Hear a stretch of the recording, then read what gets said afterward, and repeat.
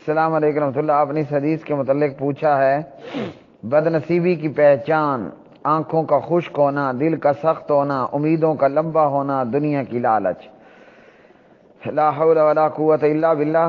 ان الفاظ کے ساتھ اس ترتیب کے ساتھ تو حدیث میں نہیں جانتا. باقی یہ ہے کہ اللہ کے خوف سے آنکھوں سے آنسو نکلنے چاہیے. قرآن مجید کی آیت ہے فَلْيَضْحَكُوا قَلِيلًا وَلْيَبْكُوا كَثِيرًا. فَلْيَضْحَكُوا قَلِيلًا، تھوڑا ہنسو. ہنسنا ہے تھوڑا ہنسو. ایک ہوتا ہے مسکرانا، وہ جائز ہے. ایک ہے کہہ کے مارنا، تو وہ درست نہیں ہے. بہرحال اس میں بھی اللہ تعالیٰ نے فرمایا فَلْيَضْحَكُوا قَلِيلًا، تھوڑا مسکراؤ تھوڑا ہنسو. وَلْيَبْكُوا كَثِيرًا، اور بہت زیادہ رو. اور نبی علیہ السلام جب نماز پڑھاتے تو قرآن کی آیات میں جب جہاں عذاب کا اور اللہ کی پکڑ کا ذکر ہوتا، پیارے نبی علیہ الصلوۃ والسلام روتے اور آپ کے سینے سے ایسے آواز نکلا کرتی تھی جیسے ہنڈیا چولہے کے اوپر پڑی ہو، نیچے چولہے کو آگ لگی ہوئی ہو اور ہنڈیا کے اندر سے آواز نکلتی ہے. اسی طرح پیغمبر کے سینے سے رونے کی وجہ سے آواز اٹھتی. دل کا سخت ہونا، تو ابن ماجہ کی روایت میں نبی علیہ السلام نے فرمایا وہ لوگ جنت میں جائیں گے یا وہ لوگ پہلے جائیں گے یا ان کو زیادہ درجہ فضیلت ہوگی جن کے دل پرندوں کی طرح نرم ہوں گے، چڑیا مینوں کی طرح نرم نرم دل والے لوگ. تو دل کی سختی بھی بری چیز ہے. اور ایک اور روایت کے اندر راوی اس کے کون ہیں، راوی میرے ذہن میں نہیں آ رہے، بلوغ المرام کتاب الجامع میں روایت ہے نبی علیہ الصلوۃ والسلام نے فرمایا خبردار، بندے کے جسم میں ایک ٹکڑا ہے، جسم میں ایک ٹکڑا ہے، اگر وہ درست تو پورا جسم درست. وہ کیا ہے؟ الا وہی القلب، وہ دل ہے. دل تو دل کا درست ہونا، دل کا نرم ہونا یہ ضروری ہے اور اچھا ہے. اور دل کا سخت ہونا تو یہ بری بات ہے. اچھا جی، امیدوں کا لمبا ہونا، تو جی ہاں یہ امیدوں کا لمبا ہونا بھی درست نہیں ہے. ہماری زندگی مختصر ہے لیکن جوں جوں ہماری عمر بڑھتی جاتی ہے تو ہماری امیدیں اور ہماری امنگیں لمبی ہوتی جاتی ہیں. اور یہ امیدوں کا لمبا ہونا ایسا ہے کہ زندگی اختتام پا جاتی ہے لیکن امیدیں لمبی سے لمبی ہوتی جاتی ہیں. دنیا کی لالچ تو یہ حرام عمل ہے. دنیا کی لالچ نہیں کرنی بلکہ اللہ تعالیٰ سے یہ سوال کرنا ہے. اور جو صرف دنیا کی لالچ کرتا ہے ما لہ فی الآخرۃ من خلاق، اس کا پھر آخرت میں کوئی حصہ نہیں ہے. اور نبی علیہ الصلوۃ والسلام صحابہ کی جماعت کے ساتھ جا رہے تھے تو راستے میں دیکھا کہ بکری کا ایک مرا ہوا بچہ، اور وہ بھی مکمل نہیں تھا، ادھورا بچہ بکری کا، سمجھیے کہ مس کیریج ہو گیا تھا. بکری کا مس کیریج ہوا، نامکمل ادھورا حمل اس کا گر گیا.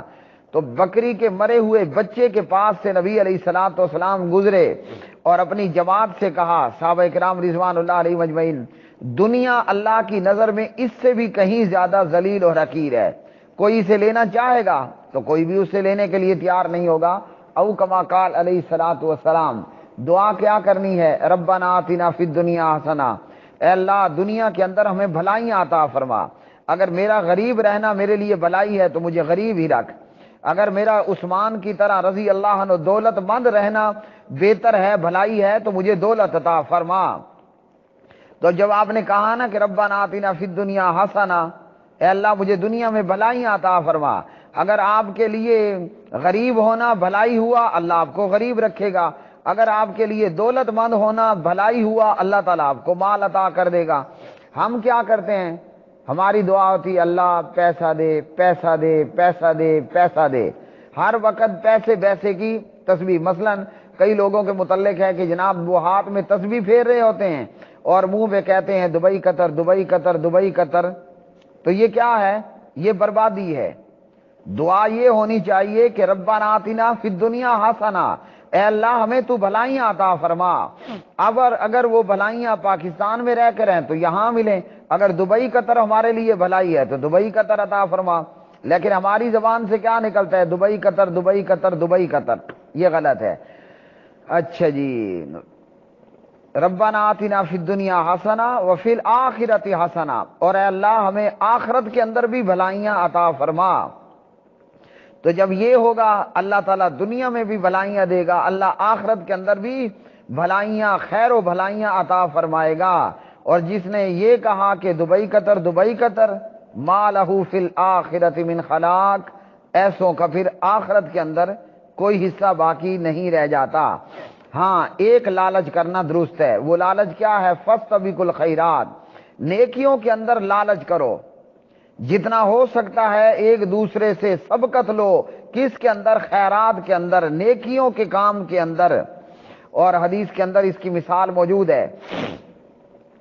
اگر آپ قرآن کے قاری کو دیکھتے ہیں، بڑا پیارا اور اچھا قرآن پڑھ رہا ہے، آپ کو بھی لالچ لگ جائے، اللہ مجھے بیٹا دے، میں بھی اسے قرآن کا قاری بناؤں گا، میں بھی اسے دین کا عالم بناؤں گا، اور بنائے گی۔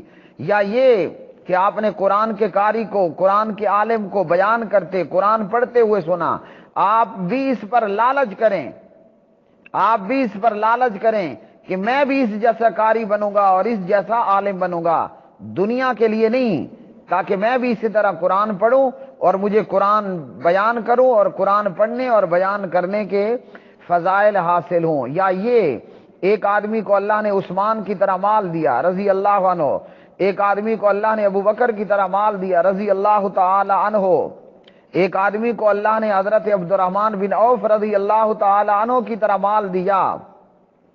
آپ بھی لالچ کریں، آپ بھی لالچ کریں، یا اللہ تو مجھے بھی مال عطا کر، میں بھی اسی طرح تیری راہ میں اپنا مال لوٹاؤں، اپنا مال خرچ کرنے والا بن جاؤں۔ تو دین کے معاملات میں لالچ جتنا ہوگا اللہ کی رضا کی خاطر، دنیاوی جاہ و جلال کی خاطر نہیں، تو دین کے معاملات میں جتنا لالچ کریں گے وہ اتنا زیادہ ثواب ہے کہ قرآن کا حکم ہے فاستبقوا الخیرات، نیکیوں میں ایک دوسرے سے دوڑ لگاؤ، آگے بڑھنے کی کوشش کرو، سبقت حاصل کرنے کی کوشش کرو۔